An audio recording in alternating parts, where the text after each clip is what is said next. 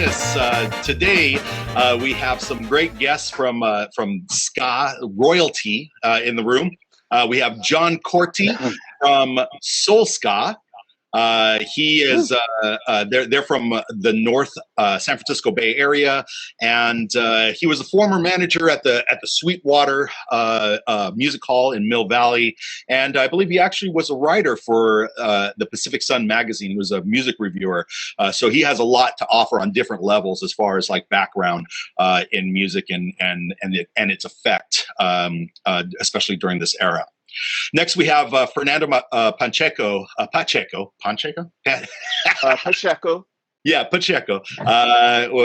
It always brings up, for me, it brings up Pacheco Pass, which is the big pass with the water. You know, there's like a big water area up there.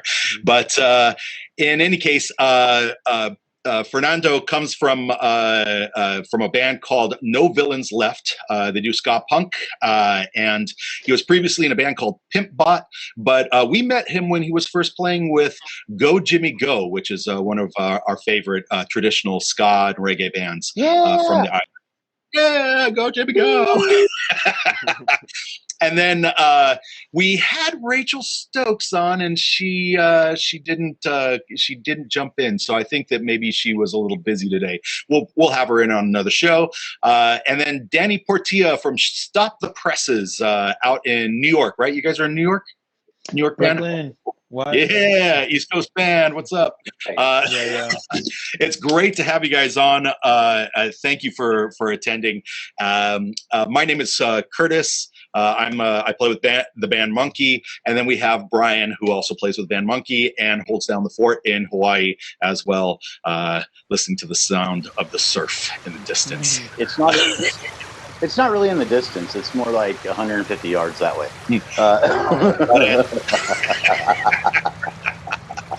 Excellent. So the show is pretty simple. It's just a general conversation. So feel free to talk to anybody you want to in any of the screens.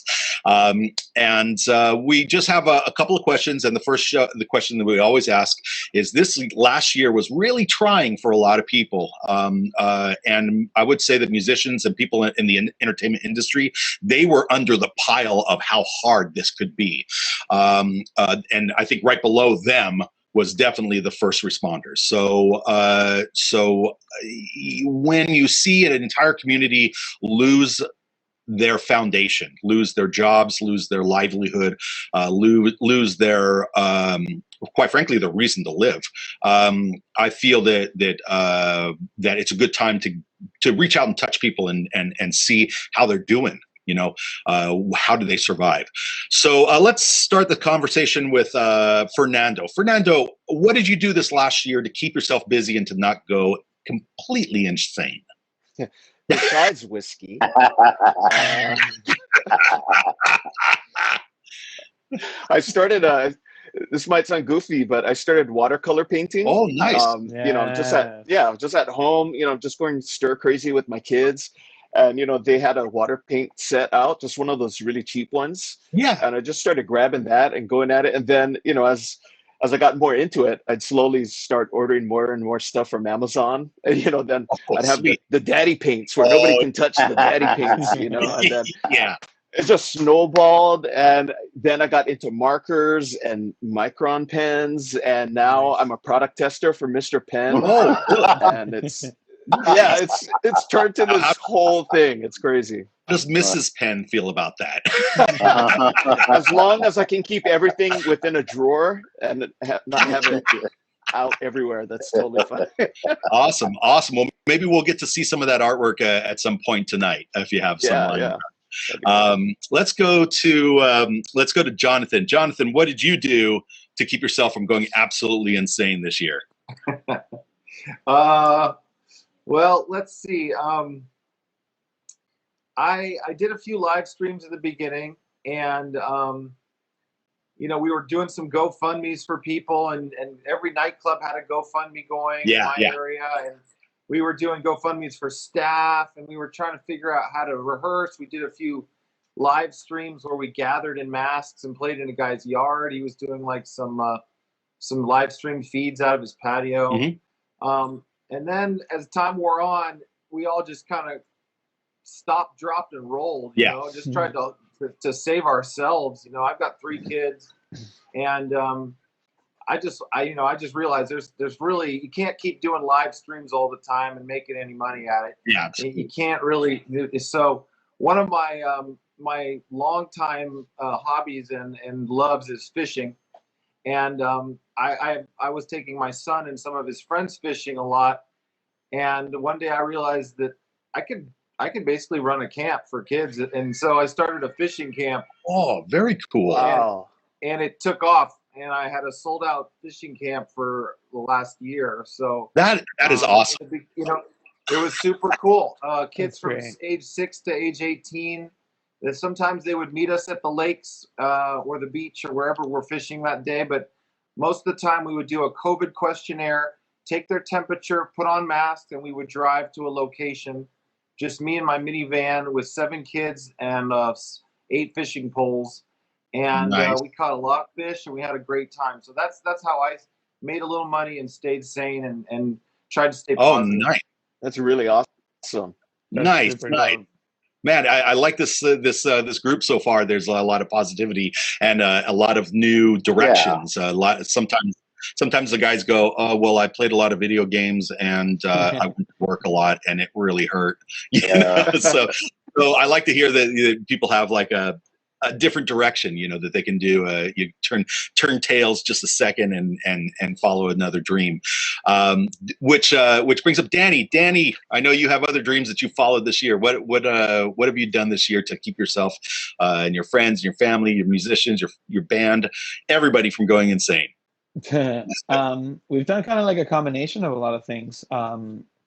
We did some live streaming and stuff like that. We didn't at all like kind of expect to make any money off of it. I was one of those people. My job was gone. What I did for a living was event production. Gone. Wow. Like double whammy. Gone. Yeah. And so I've been home like a lot. Allie, my wife, my writing partner, you know, our Stop the Presses is a 2-headed snake.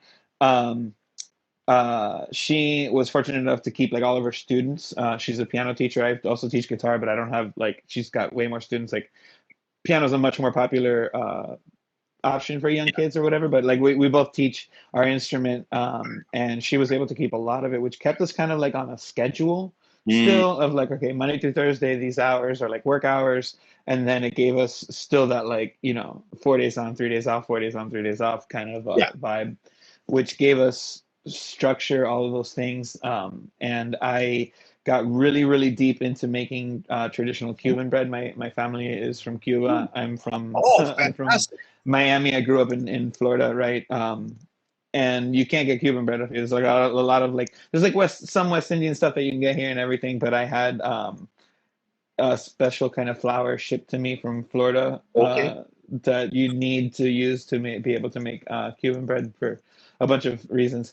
And I got really sick at perfecting that. I learned a programming language, C#, which is a lot of fun.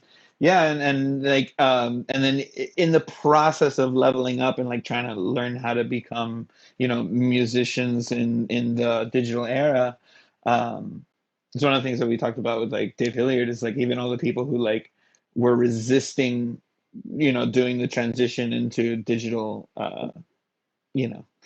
music and stuff like that on platforms kind of had to get swept up in it. And ska, which is very much a live affair, has had to come into it, dude. And all of these, kick-ass mashups are super dope. All of the bands doing stripped down versions of shit or remixing things and all this stuff is all of us are just kind of all right, what do we do now? And that pushed more creativity, that pushed more learning. Allie and I got really, really good at editing video and and recording ourselves at home and all of those incremental things were just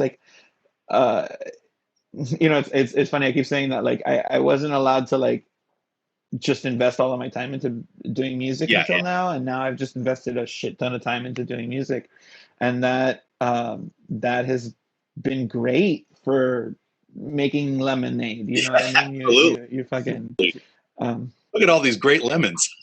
Yeah. So only half of them are rotten. That's all right. We can make the alcohol with those. We're gonna need a lot. Yeah, it's funny you mentioned it. I think it's an aspect of social media being like the hive mind, but because you kind of like follow what you're interested in, and it shoves more of that interested stuff at you. But what I've noticed is that the ska community has really taken to a full sprint at this file sharing thing, and the metal, the country, the other people on my feed that are playing different types of music, they're doing a little bit of the online stuff, but they're not really doing the file sharing thing. They're not really like building a community and building like saying we are mighty, we are 70 musicians and one song strong. That's what you get when you have an entire genre full of a bunch of marching band geeks. Yeah. Like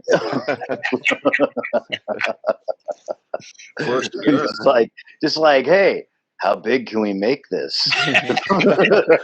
Oh, actually, I'm the voice of the University of Hawaii marching band. Oh, cool. And so because the band didn't perform at any of the football games this past season, they were part of the intercollegiate marching band. And so that was nuts, where you see like a Zoom screen, there's like, I don't know, like 300 kids, and they're all playing together. It was amazing how they pulled it off. And I was fortunate to be one of the voices for it. But yeah, it's crazy what people can do. I've watched a bunch of those chorus videos too, where a lot of people just figuring out what's the best environment to create a recording studio in your own home, to reduce echo and all of that. It's really pushed people to, as far as resiliency, to stay creative. Oh yeah. Love. I mean, I have like pieces of foam that I glued to like cardboard, and I'm like hanging them in like on hooks from the ceiling, just like right over here between this wall, just so I can get like a nice little echo-free chamber, just a tiny bit, and then I'm like, okay, done with that recording, and I put the foam hunk away. So, you definitely have to think on your feet when you have just a limited amount of space, to do things. Right. It's rough. I just watched the Sound City documentary that Dave Grohl put out and all that stuff. And it's like, it's great, but they talk about the point of like, everybody can just sit at home and record the next big album, and all this stuff. And people talk about like Lorde, in her bedroom and all of this. And being able to emulate these things, and you don't need a Neve board anymore. But I'm like, I also feel like because of it's funny. We were talking about the 8-bit before. Limitations is what makes art. You know what I mean? Being limited by your medium makes art, and the 8-bit is the perfect example of that. The 8-bit remixes. I don't remember if that was before or after the live. Yeah, right. But I feel like in COVID, it's also like, you can do this in your bedroom, but you also like the pressure to get it out and all this stuff kind of like strips off this importance of like, of all of these things. It's just like, fuck it, let's record it. Let's get it as close as you can. And you just, hey, here it is, everybody. And it at least isn't like, I mean, I don't know how to reconcile it, like the money versus the creativity. That's the problem, because half of the special sauce that goes into the best album ever half of it is the creativity and the wild nature of the recording itself, and then the bigger half of it is who is behind you, who's the money. Like who's pushing it, where they advertising it, what commercials are they putting in, what TV programs are they putting in the background, and the music in the background on, and it just becomes part of like the lexicon of like the whole of pop culture for like 5 minutes, and then boom, it's replaced by somebody else. And we can get really good at home recordings, but we can't get good at knowing those people that do those things. That's a completely different process, and that takes it takes years, and it takes money. Sometimes it takes a lot of old money in your family to get recognized by people like that. And that's really the sad thing, because I have seen some fantastic musicians in my life. fantastic musicians that I would argue are better than any one of the national groups that I've seen in the last 20 years, and they're just playing to a coffee shop. Yeah, right. Yeah, and they die poor as fuck. But when you guys are recording at home, do you perform or I guess do you perform at the same level that you would, like, say, if your friends are in the control room watching you? No. Oh, dude, Ali and I have this actual debate. She started to prefer to record at home now because she feels like the freedom of like not having that pressure. And I'm like, on the contrary, I need some motherfucker on the other side of the glass, like making those like micro like movements of like the head going up or not. Or, right. Yeah. Like, you know, and like I need that. I need that so much. There's just the vibe of being like in the studio and like getting done with your tracks and going in and listening to the engineer kind of like fuck with things and, you know, just like, oh wait, like, no, it's there's and having an engineer that knows way more about all of this stuff than I do. Or the constraints of not being able to just edit it to death. Edit. Is it done? No, it could be better. No, it could be better. It's like also like you pay somebody by the hour and they send you some shit and you're like, okay, yes, thank you. This is the that sounds like $200 worth of recording. Hey, we got a comment from John Roy from Unsteady. Said, speaking of file sharing, he just posted the digital Smoke and Mirrors sound system album up today. So, and that's going to be dope. I'm actually going to go ahead and throw that link down for that album in the comments. Nice. Yeah. You guys know of John Roy? You guys know John Roy? Okay, cool. Yeah. Oh, you don't know John Roy? John Roy plays saxophone for a band from San Diego called Unsteady. He's also been in a lot of the bands that you've heard over the years, either in recording form or in I'm an additional horn for this tour mode. He is one of the sensational musicians that I talk about when I say that you've seen musicians in your life that are so good it's painful to see them not proliferate. John has created a path for himself that is eccentric, though.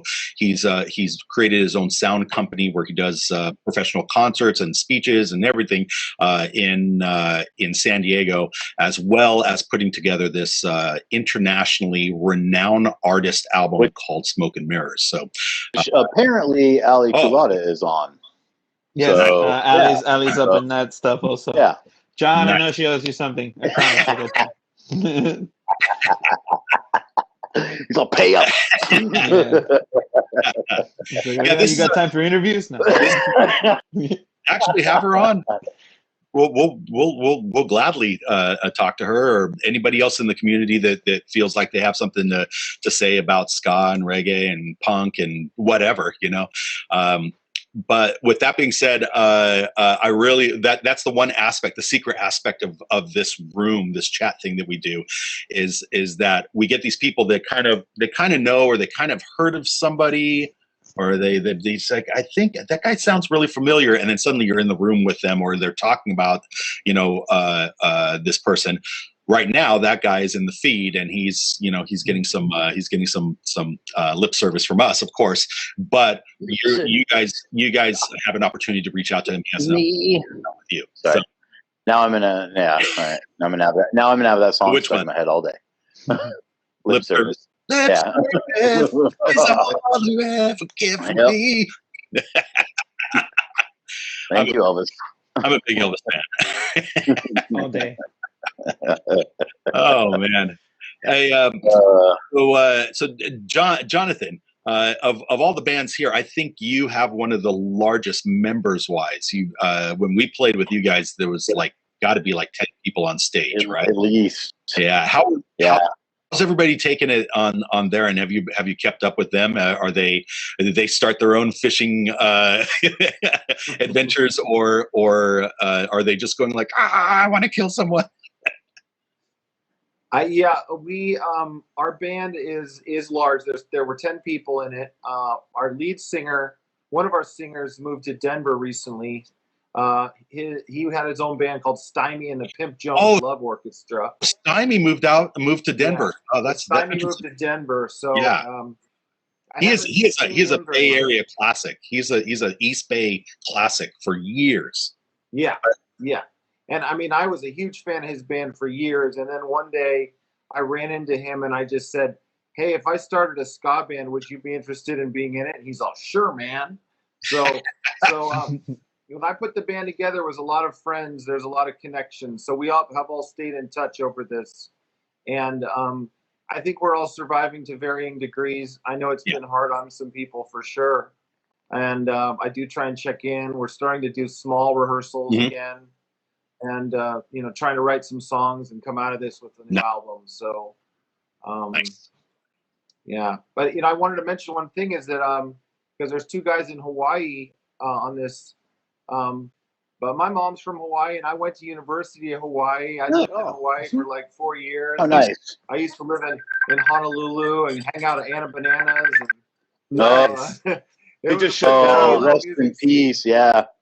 Anna's didn't make it out of this. On the KTUH radio for years.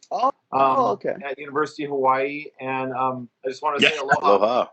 Hey, aloha. Come back anytime, all right? I MC. I'd like to. I MC luau's over here, so if any of you come down, first Mai Tai's on me. Yeah, my time here was going to be limited as it was, and I actually just bought plane tickets back to the Bay for the end of the month. So we are everything's opening back up at slow paces in the Bay, and Monkey was right in the middle of recording a bunch of like new stuff and like cover album stuff, and I left like kind of in the middle of that. And then the restaurant that I work at in San Francisco has opened back up for service, and my manager's like, "So I know you said you're going to be there till May, but you want to come back sooner, please?" No. So that, and I actually caught COVID while I was out here. And that kind of like kind of put a little bit of like a little sour taste on being out here. And me and my wife had found a place like down in Waikiki that was a good deal as far as like rent goes, and all the utilities included and furnished and all this kind of stuff. But like being down here now that they're opening everything back up, and there's just tons more fucking assholes down here without masks on from the Midwest, and it's just like, we don't really want to be down here in the mix anymore, like, let's go back a little early. Let's go back to where we're comfortable, where we have friends and family and like a support structure, and just like all that. So we're leaving on the 28th of February. I feel you, especially where you are in which they survive on the tourists. So and speaking with other tourists that come to my events, they say that because Waikiki, it's so like tourism based, they find that the regulations and stuff are more lax in that area. Yeah. Or if you go to more residential areas like where I am, it's a lot more strict. So it kind of depends on where you go, but it is really unfortunate that you can't have consistent following, as far as following the rules and everything. Right. Yeah. And just kind of like, it's just you can see it starting to fill in, where it's like when we got here, there was, maybe 2 or 3 people on the corner trying to cross the street. Now you go to the corner to like hit the button, and there's 25 people waiting to cross the street. And it's just like, this still isn't where it was, like where it normally is at all. But this is still way more people than I want to be around right now. So like we're in the home stretch. I want to be somewhere that's people actually do give, wear their masks and give like space when they're passing you on the sidewalk, and like, hey guys. Yeah. Hey guys. Rachael Stokes is calling. She I called it. I'm sorry. I got locked. She got locked. Hi, Rachael. I tried so hard. That's all right. We'll have you on another show. We just once we start these stupid feeds, Facebook on Facebook, then we're done. Yeah. I was buzzing you and whatever. How else to get in? I'm like, I need like a Zoom code, Yeah, it's not quite like that. You know what? I don't. Yeah, they keep the lock icon up here until the end of the show. Tell you what. Yeah. So, anyways, I'm Rachel. Hi, Rachel. Like for being lame, and I kind of fucked the whole thing up, but. No, you didn't. No, you didn't. I'm like, I was really excited to do this. I just I didn't know if it's actually happening, and I'm sort of like technologically retarded, and especially like this whole thing, I just want to I want to have I want to have a discussion about like music and stuff, and talk about the band, and that's very important. Yeah, for sure. So important for me, but yeah, we're all the guys are like, excited. Well, it's my bad. No, that's cool. It's cool. You know what? What we could do. There's not a whole lot of people in the feed right now. What we could do, if everybody is in on it, and I mean everybody, this means the people in the thread too would have to be in on it. I could stop the feed and restart it with Rachael in it, and then through the magic of post-production, I can release it with her just bing showing up. Yeah, go for it. That was absolute magic. We are magicians here, musicians and magicians. I believe it's a soft G. Magicians. Magicians. Like when we're gonna play live again, but that's right. But we did just we have a new album, and it's called Out to the Cosmos. It's really good, like rock steady. Nice. It's good stuff. Oh yeah. So. Excelente. We have it's more like jazzy, like old school, influence. A little more. And it's a little more Scatolites influence. Well, yeah, I would say more like like Phyllis Dillon. Oh, nice. Hell yeah. And there's a lot of Detroit kind of. It's a little heavier, but there's a lot of influences there, but it's good. It's all good. It's nice. All like old school. Yeah. Yeah. We just want to know from your vantage point, because everyone has a unique experience. What did you do this last year to keep yourself from going insane during the COVID lockdown? I kind of did go insane. I actually worked through most of COVID, and it was kind of terrible. A lot of us, in the music scene, we have jobs that keep us afloat, unless you're really, I fucking worked the whole time, pardon my French, but it was very stressful. I was one of those people, I bought a fucking a Switch, and I got Animal Crossing because I was like, sweet. I'm gonna be 3 months. I got this. I can do this for 3 months. And then I found out that I was working I was essential is what they said. So okay. I'm a legal or legal assistant. So and handling people's finances and stuff. So in state wards of the state. So that was my thing, and I didn't think that I don't know. Yeah, it wasn't Kroger or anything. I probably could have had a break if I would have been in retail or something. But no, it was just right on the bat. I thought I was gonna it was probably about 6 months. I was like, I'm gonna die. I'm gonna freaking die. And it's it's kind of It's hard to be concerned about other people's lawsuits and their inner workings. Like mostly what we handle is their money, their living situation. It's people who can't like take care of themselves. Yeah. So like taking care of like these people, like trying to take care of these people while I'm like worrying about like, am I gonna die? Right. Yeah. You know, I have to put them before myself, and that's a difficult thing to do sometimes. Yeah. You know. Yeah.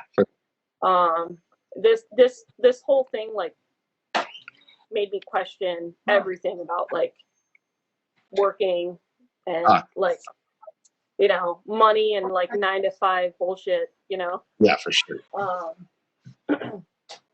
So what did I do to keep myself sane though? I did a lot of like, early pandemic, my guitar player for, the Tellways is also doing like he has a side gig thing, and that's his like main thing, but like he's like it's a production thing. And so Gain Stages, we started, I want to say like early pandemic, like March, April.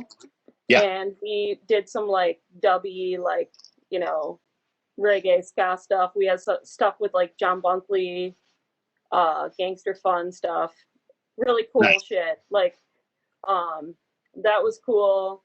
And then I don't know, I sort of fell off the grid.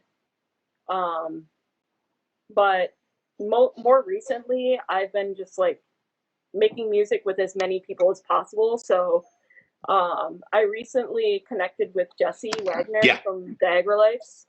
Yeah. Which was really cool. And I'm like, I was so happy to like, we talk on the phone now, which is so weird. I've been through a lot with this pandemic, and I just didn't think about like reaching out to like other musicians. And hearing like other people were going through the same feelings that I was going through, but I didn't like, I don't know. I've lost a couple of people to COVID, and I didn't want to like talk about it. Everybody, because it was just like, but I just wanted to keep like making music, and it was like the one thing that I like felt like that was a way for me to. It was like, I don't have to say all the words about it, but like, you know, it's music, you know, music just unites people and relaxes people. Absolutely. You know? So my daughter is almost 18, and she's going into like art therapy, or she wants to do some form of like art and art therapy. And that's a huge thing. Like it, like I see it more now that like how important it is. And like, you know, it calms us down. It relaxes us, you know? For sure. You know, I wanted to do this show for a while to reach out to my friends that I've met on the road and played shows with, and just kind of chit chat and like have some fun story times. But for some people, it was like I was the one voice in like months they've heard from other people that are expressive, and they just immediately just went, my life, it's No, I'm like, man, I'm so sorry. We're all through this. We're all going through it. Yeah, it is. It's like you do have like some diarrhea of the mouth, you know. It's like. Well, I mean, what do you expect after a year of being shut in? Like, how does everybody else feel? I feel like shit sometimes. Oh yeah. You know? It sucks, man. I think I have personally spontaneously cried more this year than I have in the entire like last 10 years combined. Just out of nowhere, I'll like see some stupid. I lost my grandma to COVID. That's You know, I lost a good friend to COVID, and like it you don't, it's not something you want to like really talk about, but like it's something that you kind of have to talk about a little bit because so many people don't take it seriously, and it's very real, you know. Yeah. But yeah, I'm not going to go there. Now we just get to bullshit about music and fart jokes. Well, thanks. I like that. I'm actually really glad. I'm so glad that I like, because you asked me, you're like, are you sure you don't want to like hang out with like do like the girl thing? I was like, no, I'm good. We just to give you guys and our audience a little bit of inside scoop as to what she's talking about. We did about a week's worth of shows because I just reached out to whoever I could, and all the dudes said yes, and all the girls were like, well, I got kind of nervous in front of a camera, you know, that sort of thing. And then all of a sudden we got a whole bunch of people in the feed and emailing me. They were just like, where's the estrogen, man? You know? And so I was like, I was like, okay, I'm going to go through all of my friends' contacts, and I'm going to recontact these people and to contact new people and get a bunch of female perspective onto the show. And it started coming back. It finally started to roll in my direction. I was, let's do some female-centric episodes. We're going to have like all girls, and then people can, you know, people in this feed can go like, yes, finally. So which we definitely actually got that feedback too. They were just like, thank you. Ladies in Sky are amazing. Like, absolutely. Ladies.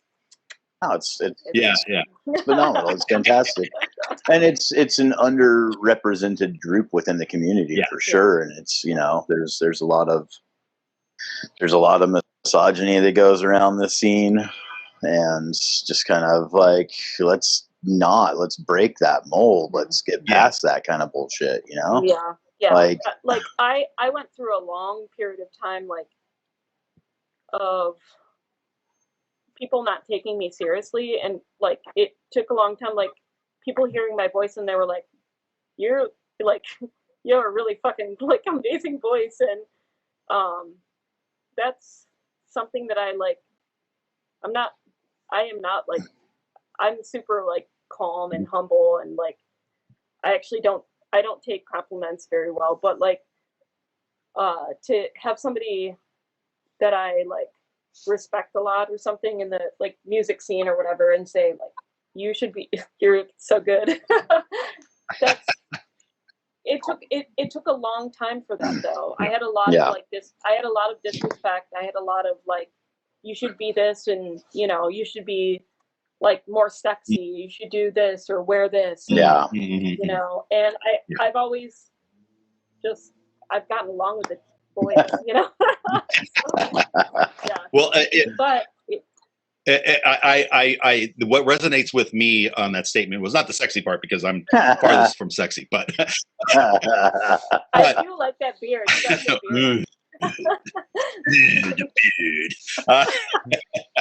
beard. Silver fox. Yeah, it is very foxy. It's so silvery. The crazy thing is I went complete white walls at 27. Actually lying. His hair is black. He actually dyes it. It's platinum. But what you were saying about finding it hard to accept people that are being overly gracious with telling you that you did a good job, and to take those compliments and them, it was really hard for me to do that, because I came from a background where I didn't have the greatest family in the world, so their idea of love was backhand and then telling you to like get to your room before they give you another one. So what happened with me is that I had to come to grips with how to accept the compliment, and I can give you my interpretation of how to accept the compliment, and it may work for you and it may not. Okay. What I realized is that I had told my guys for years that the show doesn't start when you hit stage. The show starts when you lock your door and you walk out to your car. And what that means is that you're walking out of your car and your neighbor goes, hey neighbor, where are you going? And you're like, I'm going to, I just got stuff to do. Or do you go, I'm playing the such and such club tonight. You better be there. So you're in play mode. Yeah. As soon as you're in public, right? You're at a I'm definitely like the social butterfly of my band. So exactly. I was like, I actually like, because I was like so late in the thing, I was like my guitar player, who's probably listening, I was like, do you want to join? He was like, no. He was like, everybody probably wants to see you anyways.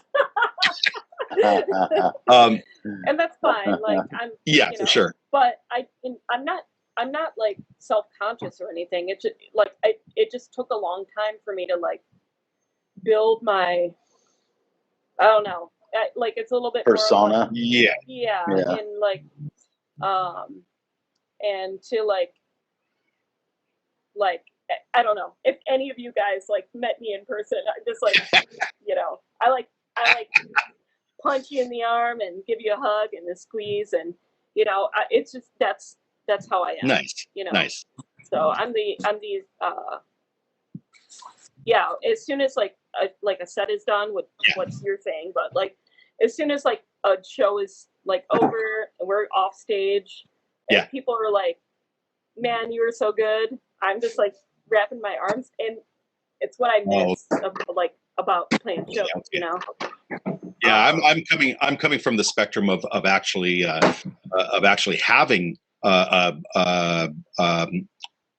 difficulties in knowing how to accept that that behavior, how to accept people saying that you're great, and how to say thank you, and just let it be. Like I go thank you, but did you hear the second verse, the third stanza? Yeah, I fucked up like 3 minutes. Like I'm that guy. 6 seconds into my third song. Maybe it's just the trumpet player in me talking, but I get off stage and I'm just like, love me, love me. That is a trumpet player thing. Give me all the love and accolades. Yum, yum, yum. Did you hear how good I was? I feel the same way. I had kind of like a weird childhood in that way as well, like very like low. Low praise, or like very high bar for praise. I should say it's very, very high bar for praise. And it like, I don't know, whatever. It was always very much like, oh, this was good, but you missed this, or that everyone saw this, and like that kind of thing. It was always like and it was under the guise of like, well, we're trying to make you better. We're trying to make sure that you grow. And that's just total bullshit. But like, I had the same problem, and I would like at shows, people would be like, oh my God, you guys are so great. And I would put it on them and be like, oh my God, this was such a fucked up night for me. And people don't want to hear that. Exactly. And it was the same thing. It was like from an outside source, like laid it on me of like, hey, people don't want that. I'm sorry. I know that you feel this way or whatever, but they came here tonight. They got dressed up. They fucking paid an entrance. They had drinks. They're here for this experience. You should, at the very least, just say thank you. Yeah. And walk away. Yeah. For me, I had to realize that once I step off stage, I'm still on stage. Yeah. I'm still on stage. I wish I could remember who said it to me to credit them with it, but it was external of myself. Yeah. For me, the hard thing, this is I worked out that in my head that I'm still on stage, and that part of the entertainment is someone coming up to you, like they've dared themselves to have enough backbone to come up and actually shake your hands. So they're really scared, and if you say it was really great meeting you, they're like, God, I succeeded, right? So don't take that away from them, but. Yeah.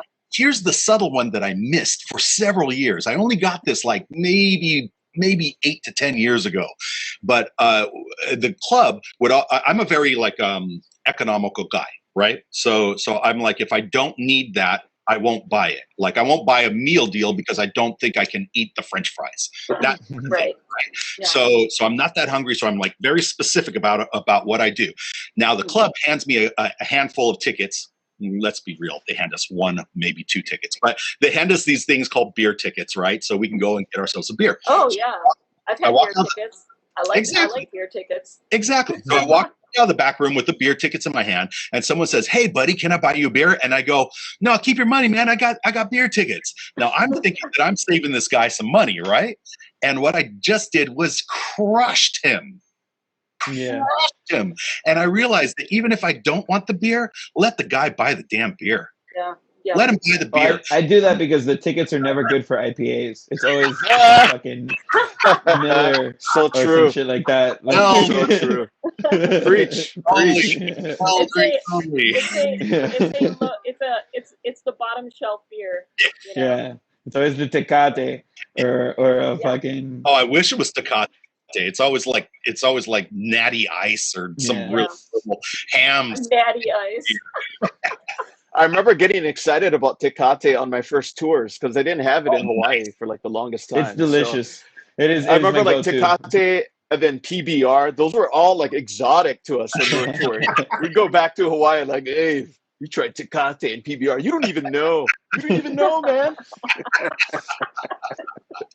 Oh, actually, a little bit of background. I think Monkey was one of the first bands that Go Jimmy Go ever played with when they came to the mainland. First.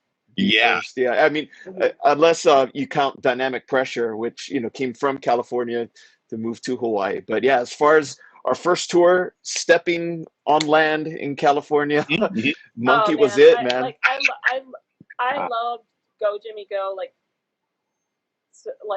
that. Just to me, just such a good band, you know. Yeah, man.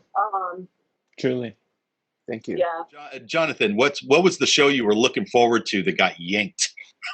Well, as you know, Curtis, because when we played with you, we had Angelo Moore from Fishbone sitting in with us, and I am. We've been fortunate to become friends with Angelo. So we had a big show in San Francisco at the Chapel with Angelo that was going to be last April. So that would have been a really great show for us. Wow. That's a hard one to miss. Yeah. Hopefully we'll make that up. Yeah. Good. Hey, do you still reach out to Angelo? Yeah. He's holding a date for us in the fall. Tell him to come on the damn show. Seriously. I will. I'll reach out to him. You know what's funny is I see a lot of I chat a lot online with Norwood, right? But it's always when Norwood drops a link or drops a feed where he's talking and stuff, and I'm chatting in and stuff, and he's like, "Dude, I'm totally coming on your show." I'm like, "Cool," and I send him a message, and he doesn't reply to the message, and I don't think he has Messenger, and I don't think he understands where the message is. So I've tried to message him by just going to his page and then he goes, "Yeah, I'm totally doing the show." And then where are you? Where are you? It's like ghosted. That was I was so afraid. I was like, I don't want to ghost him. So bad. I felt so bad. Yeah. I feel that though. Fantastic. Yeah. Well, it's we're all geeks here. Nobody's put out by that. But who is put out? Can I ask a question? Oh yeah, you may. Please. Okay. Who's your favorite Jamaican musician? Me personally. Yeah, round table. Oh, round table. Start with you. Round table. Yes, I'll start it out. I have several. If you're talking about the roots musicians, the guys at the beginning of the ska era, the blue beat into ska era, I have several. But I think that thoroughly the winner above all is Toots Hibbert. Toots amazing. So good. Was a sonically and a master of the voice of how a song's supposed to sound, how the energy is supposed to be, and how lyrically real a person can be with keeping it as simple as possible. I mean, his songs they're not complex songs, but you get it. You get it. When he says, "Enos, you only have one eye, and what if I should knock out that one eye?" That is that is a hard statement. When you hear someone say, man, he is so pissed off at this guy, he's going to knock out the only eye that he has in his head. That is a rough song. That is a rough song. And to bring that and people like, oh, someone, no one, hi, what did you do? People just dancing and enjoying it. And then when you listen to the lyrics and you write them out, you're like, yeah. That's kind of, that's heavy, it's heavy. Sure. For sure. All right, round table.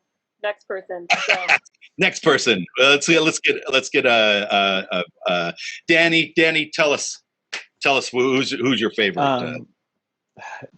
I got to give you like a top three answer, because it's all just like all these different things that like really, really matter to me. Number one is Toots. There's no hearing Toots Hibbert changed music for me, changed my life. It was like even within ska, because it was like I'd gotten to like Prince Buster and the Wailers before that and all this shit, but like I got the Toots and it was like holy shit. And then Ernest Ranglin. He's the guitar work that this man put out and put together is just transcendent and incredibly important, and also understated. And also he fucks up like crazy. It's just like this freedom that's just like just pure creativity. It's just a language. And then the other one plays it with his thumb. He plays back and forth, and he plays like with his second finger. I don't even know, even with a pick in his hand and all that shit. The guy's and then the third one is scratch. Like a scratch tune when you hear a fucking scratch tune, and it's onto itself. It's like, they all like Tubby and Scientists and all these like dudes. They have their own shit and everything, but I fucking love Lee Scratch Perry. Nice. Those three. That's the Trinity. Good. That's a good three. That's a good sandwich. Fernando, what's your fave? I gotta say John Drummond. When I was first getting into ska, in the late '90s and the ska wars, prior to me getting hired by Go Jimmy Go, I was in a ska punk band back then, and we're like, oh fuck that slow shit, but like there was always the Don Drummond ska attack, that ska jazz attack. I could always just keep that going no matter how I felt, and that and Hepcat, of course, but yeah, as far as Jamaican Don Drummond, I like that. I like that style where it's just that not abrasive type of horn playing, just like telling a story. Yeah, he totally tells a story. Well, he was a big performer on the islands long before the ska thing came around, long before before Bluebeat came around. He was playing in the late '40s, doing calypso jazz. And so he's seen this rise to the top and then fall, and then a rise to the top and fall, and then he gets to the top of the ska thing, which is an international experience. It's now like America and the UK are just eating it up like crazy, and he just goes a little bit insane, and things go a bit sideways for him. I remember. Not to steal any of the light here, but I remember having a conversation with Lester Sterling, the original sax. He was a alto sax player for the Scatolites, and he was telling me about the Don drumming experience, and he's like, "Oh, Don, he needed to take his medicine and and he started off with the same stuff that people usually say, and then he started getting real about it, and he's like he disappeared. My friend disappeared, and he never came back, and he's crying while he's talking to me, and at that moment I'm like, how can this happen? How can this happen? Not just to another musician, but to another human being. And it turns out that, when you are involved with the murder of someone that you may or may not have participated in. Now, the story that was told to me from the lips of the Scatolites was that she was crazy, and she was threatening suicide at all times, and she actually did that to herself. That's because the family was well-to-do, they owned one of the biggest, like a grocery store mall type of thing on the islands. And he was very, very well-to-do and knew a lot of politicians and whatnot. He basically went away to jail, and they just made him disappear. His family didn't even get to say goodbye. That's terrible. Brutal. Yeah. So anyway, sorry for bringing it down. Yeah, you kind of ruined everything. I'm just that's how I do it. By the way, John, we'll get you in just a second. I just want to say that Brian left the feed accidentally. His computer had a power failure issue. And he's just like, oh man, he's in the feed, and we're like chatting up with people. So at least it froze on a good frame of his smile. I'm just walking around the house. It's just cold here. It's up his nose, you know. Yeah. It's like 0 degrees here. So. But dude, it's really cold in Detroit. It's crazy cold. It's so cold here. It's so cold in the deep. In Hawaii, it's in the 50s. So for us, fuck you.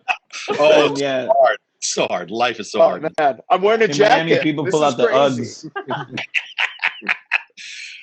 Jonathan, what's let's finish up that round. What's your most favorite in the era? I was originally a Hammond organ player, so I toured with a band for many years and playing organ, and so Jackie Mittoo for me was instrumental, very influential in my good life. one. Yeah, that's awesome. A lot of Jackie Mittoo. But I'd have to agree with Daniel is that Ernest Ranglin has just been a huge influence tonight. I was very fortunate to play some shows with Ernest, and I did some touring with him. I did some recording with him, and he's actually featured on a Rocksteady tune that we did that I wrote called Lover's Melody. And I can send that out to you guys. But yeah, what an incredible talent Ernest Ranglin is. Cool. Yeah, truly. I find that also queuing up them into A and B on a mix are really good. When you flow from an Ernest Ranglin song to a Jackie Mittoo song back to an Ernest, you have a nice. It's a respect for the melody. Yeah. It's a respect for the fucking melody. They're so easy going. They're so easy going, and there's some really complex stuff happening, but you don't feel. You feel the vibe. Yeah. I had Ernest Ranglin played at the Kumbwa, I think it's called Kumbwa Jazz Center in Santa Cruz, and I heard about it late, and I couldn't get tickets. And so I said to my girl, I said, do you want to go down? And she says, I don't really know this performer. And I said, okay, well, you know what? I'm going to go down. I'm going to go down and I'm going to see if I can get a ticket. Right now, Kumbwa is really tiny. It's like it's a seated only, like miniature little half circle of a room, and it fits maybe about 60, 100 people. So. He's on stage literally like you can if you stretch your leg out, you take the chair out from underneath him. That's the kind of show, right? And I get there and there's nobody selling tickets. It's like boom, the doors are locked. They're like, nope, we're max capacity. All the tickets have been redeemed. We're done. There's nobody entering this. But what's really cool, and I didn't know about the Kumbwa Jazz Center, is they truly believe, honestly, in their hearts, that people need music so much that they basically have a patio area with windows that open up to the patio area. And what they do is they go, okay, everybody seated. Okay, you paid for the good seats. Enjoy the good seats. Now we're going to open the window and the homeless people can watch from outside. Wow. And that should be. And I'm out there with like the homeless people, the drug addicts, the roughies, the kids that have no money. And I'm just watching that, like I'm just boom, beeline right to his fingers. I mean, I am like maybe 20 feet away from him. And I'm just like, wow. I mean, I don't have a seat to sit on, but like this is one of the greatest experiences under the stars, surrounded by crazy, people that couldn't get in, and just watching one of the idols from like not too far away. Not too far away. It was a good time. That's a good memory. Yeah, Good moment. Yeah. For sure. That's a cool thing about being active in music. Whether you're a band member, a songwriter, or just a fan, is that you get to see so many cool things. So many cool things. Even the things that are at the time, God, what a terrible show. The sound guy was horrible, blah, blah, blah. But you see that one dude, he flipped off the stage and landed on his head. Like, we didn't know what to do. Like, there's always some super crazy story that follows a show. And man, all it takes is a conversation like this, and it just starts like popping. Yeah, I know. It's like trigger. It's like all the memories come back, right? Oh, for sure. You're thinking about like in most of it is like interacting with people after a show, and somebody just like giving you a hug or something and saying, "Man, you were fucking good." That's like that's such a good feeling. It's like not something that I like I was saying earlier. It's not something I'm like asking for, but like it is a good feeling. This like somebody's like, "Man, I've been listening to you for whatever, however long." Yeah. Or, "Man, you're that one song made me like cry," or something, like, or made me like, I just want to put my arms around you. It's like, it's just how uniting, music is. And it's important to like keep that feeling, and it's humbling, and there's so much that like other people don't understand it unless you're a musician. I see this guy's, you guys are smiling. It's that feeling, No, we know for sure. Yeah, you Dude, all are smiling. I was just watching. We watched Tenet finally this weekend, and the opening of Tenet starts in performing arts center. It's a classical concert about to start, and like it's on my TV, and it's like I have the surround sound and all this stuff, and I'm like, dude, I just got like all of a sudden just like chills, and I looked over at Allie, and I was like, dude, you can smell it, right? And she's like, I can fucking smell it. And I'm like, because there's a different like smell to like that like pumped in big ass arena air conditioning, you know what I mean? That you can smell it, dude. And we were sitting here, and I was just like washed over me like this like importance of like, oh fuck, like like, oh god, I miss it so much. Will I ever smell that smell again? Yeah. It was such a weird byproduct. It had nothing to do with the movie, but it was just like in that moment I was like, oh my god, do you remember? I could smell it right now. Like yeah, you could smell all the, I mean, there's it's the sound, the smells, the feel, the textures. I talk a lot about it's great to be given a compliment or whatnot when you leave the stage, but where I get the biggest sensation is when you are performing and it's just right, and you're just and it's effortless, and you're playing, and you're thinking about like, man, this is a good show. And you throw a couple of like one-liners or a solo or whatever to the crowd, and the crowd really responds. And it comes, it's like playing a game of ball, right? You're like throwing this very warm, lovely, awesome ball to the crowd, and they're throwing it back to you, and you catch it, and you're like, oh, that was good, I caught it. And you throw it back again, you're like, whoa, they threw it back again. But then the ball gets bigger and lovelier and bigger and lovelier. And at some point, it's like a wall of warm jello. It just hits you, and it's all encompassing, and you're like, this is that moment. This is that moment. It swells. Yeah, it's this weird like push and pull that you experience as an artist. Where you are in a moment of creation to the point where everything is just loose and flowing, and then the reciprocation is so warm and inviting.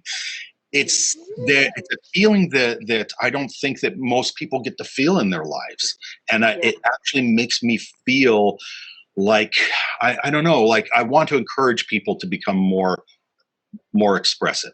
I want to encourage people to make movies, to write songs, to make poems, to cast pottery. Do what makes you happy, because when you get that warmth, when you get that feeling, you gotta like acknowledge it, and you gotta hold on to it for a second, because man, it's fleeting. It's fleeting, and it could be like years before you get to that moment again. So yeah, we're down at the end of the hour now. Well, actually, we're way past it, but it's been such a good conversation. I mean, I don't mind it going on a little further. Also, what we're doing now, and this is a kind of an invite to the people out in the feed. If you like what you're hearing, definitely purchase the product from the bands, from the Tellways, from Stop the Presses, from No Villains Left, and from Soul Ska, and from Monkey. What the hell, sell an album. Definitely reach out to your local musicians, your local artists, your local club owner, your local bartender, barback, the guy that sweeps the floors afterwards.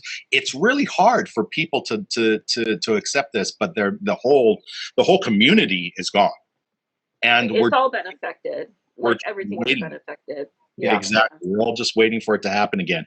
But what I'd like to do is before we close out the show, I'd like to get a round of suggestions. Now, you guys have been playing music for years. You know what works in a quality environment, but this has been a less than quality environment for a year now.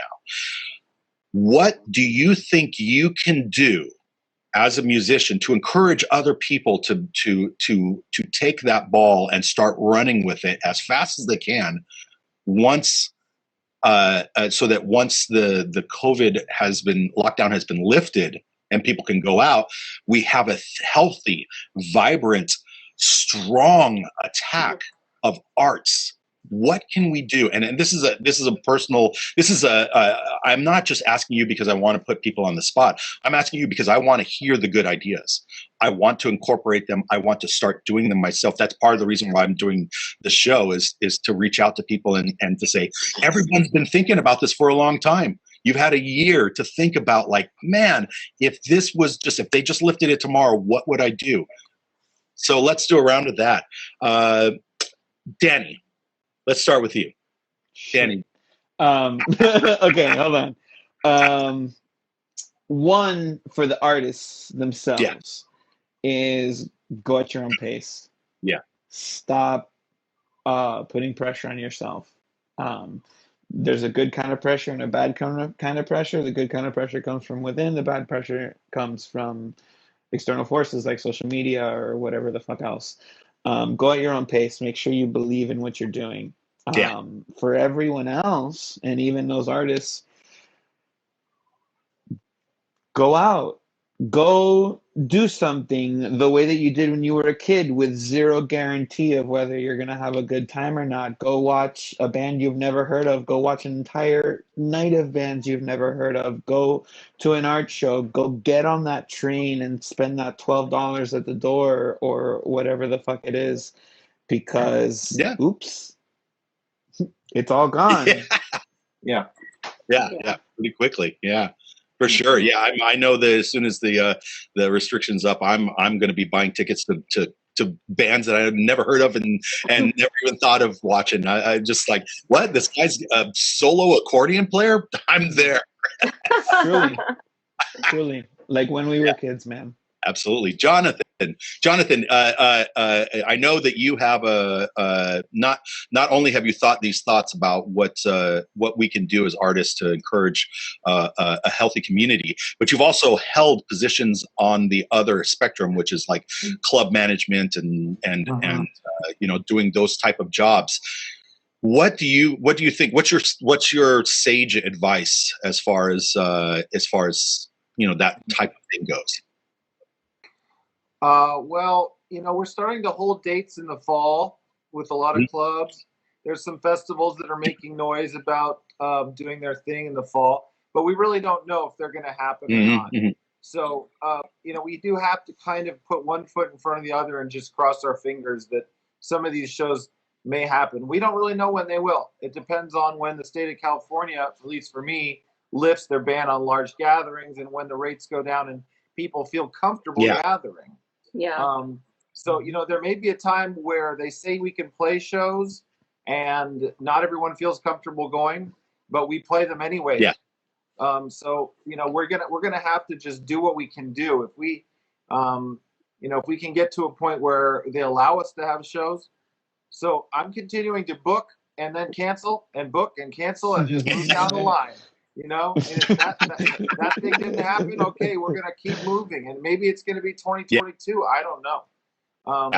I hope that some of these venues can hold on. That's one of my major fears, is that some of my favorite venues may not be there when this opens back up. We've already lost a lot of venues in the Bay Area, and that's the really scary part. So I don't know what that situation is going to be like. Festivals may have the upper hand because they're outdoors and socially distanced, and so that might be something that can happen. I know for myself personally, like I'm a keyboard player, and in my band I usually sit kind of in the back and sing backups and shit. But I'll tell you what, I'm going to be grabbing that mic and I'm going to be coming up to the front and I'm going to be jumping off the fucking stage when this shit goes out. Okay? Good. Snaps. Yeah, that's awesome. I can just see you now, just like, look at me, bitches. Look at me. Yeah, I just wrote a song like a punk. So good. Kind of a punk That's song. good. I wrote a punk song the other day, and I'm like, I'm gonna sing this. I'm coming up front. I'm gonna get the whole crowd going. Life is too fucking short. Yeah. Yeah. Yeah, absolutely. Absolutely. That's a great response. That's a great response. Rachael, what do you think we can do? What do you think? Oh man, like so much, especially in like, I'm in Detroit, like we don't have we can't just play like all year long, like in California. You guys have like really good weather. So we have to like playing indoors is super important for to be able to play indoors is super important for us, but like just supporting the bars and the venues that are still able to they have always been so kind to us, and just doing as much as we can to promote them and to support them is important. But beyond that, just I'm never going to take this for granted ever, ever again. Sure. The feeling of being on stage is it just makes me so happy, and it makes me so, it's like communicating with people through music is you have a whole variety of people who are listening to you, and you may not it's one line, it's one word or one thing that it unites so many people, and I'm never going to take that for granted again. Being on stage and having somebody smiling, just a little thing, that, somebody smiling at you because you're they love your voice or they love your music or whatever. I'm never going to take that for granted. Period. But at this point, I'd love to hear someone say play Credence. Yeah, give me a Freebird, please. I'll take it. Yeah. No, my big thing, I guess, is to see especially in Detroit, because, we don't have a ton of money, or they, a lot of places are closed here, but I just want to be able to support the bars and restaurants and venues that have been been so kind to us, and to every local band, And hell yeah, I'm gonna go see anybody. Like you were saying, like I'll go see a fucking accordion player or whatever. I'll just like whatever. Like I just want to any open mic night, anything. I just want to like. I don't fucking care. Person could be 12 playing the melodica. You know. He plays the trumpet with his butt. You got to see it. Yeah. Right there. Butt trumpet ska or whatever. Actually, like I think like butt trumpet metal would be like really cool. A seamless evolution. yeah. Anything. I'm just like I don't fucking care. I just want to like. Nice. Well, speaking of seamless transitions, Fernando, what do you? I have this weird thing. Do you ever listen to Billy Crystal? You know who Billy Crystal is, right? Comedian. Crystal. He used to have this thing where he had this guy. He says he plays this like a rich like a Cuban rich guy character that he used to do, and he says my father used to say to me, Nando, it is good and to feel good. Are you listening to me, Nando? I'm fighting the urge to call you Nando. Tell me what you would do to make sure that you're the artist feel as good as you do. Number one thing that I would say is don't wait. You know, and by that I don't mean don't wait as far as restrictions. You know, follow the rules. You know, as far as the health guidelines. But I'm talking more of an artistic sense. You know, don't wait. Just saying like, oh, you know, the vaccines are starting to roll out, so I'll just wait on developing any new kind of stuff. You know, because you know the new normal will be back in no time. But I would say, you know, get out of your own head. You know, as far as working on things, even if it's whether in or out of your wheelhouse, especially with music, you know, like there's a lot of new tunes that we might be working on, or maybe a genre that we haven't explored, maybe an instrument that you haven't picked up, or one that you've always wanted to try, you know, and if you need the support to do so, you know, to try something new, you know, get a squad, you know, like a small support squad going. You don't have to post everything that you're trying out on social media because there's some fucking monsters out there. But but I know what's really helped me is that, you know, I do have a very strong like handful of supportive friends. That when I'm experimenting with something and I'm really not sure like what the hell I'm doing, you know, I can always like at least share it with them. Like, hey, am I nuts or is this kind of cool? I don't know, you know. So that's really helped for me. And just in order to keep the ball rolling on a global sense, we have to keep the tiny ball in our head rolling too. Exactly. That's very good advice. Yeah, word up. Absolutely. In the words of Skank and Pickle, write a book, song, poem, paint a picture, move away from mom, get used to the fixtures. It's not too late. It's not too late. It's never too late. Is it like creative? Yes, Asian Nine Records. creative depression is a real thing, though. Like that's truly, something that, like people should talk about. Forgive yourself. More, like, it's really good advice. Yeah, for sure. You know? For sure. And if you're creatively depressed, reach out to someone that isn't, or reach out to another one that is. Maybe you guys can undepress each other, unlock those doors. Two negatives. I think I did. I have had that for a while. I've had some creative depression, but I don't know. That's good advice. I appreciate that. So. Fantastic. Well, I want to say thank you guys for being on the show. We'll do a little intro outro here. We have Jonathan Korty from Soul Ska. We've got Fernando Pacheco from No Villains Left. We have Danny Portilla from Stop the Presses, and we have the lovely Rachael Stokes from the Tellways. Thank you guys for being on the Bidness. Yay! Thank you, Chris. Thank you so much for having us, man. Mahalo.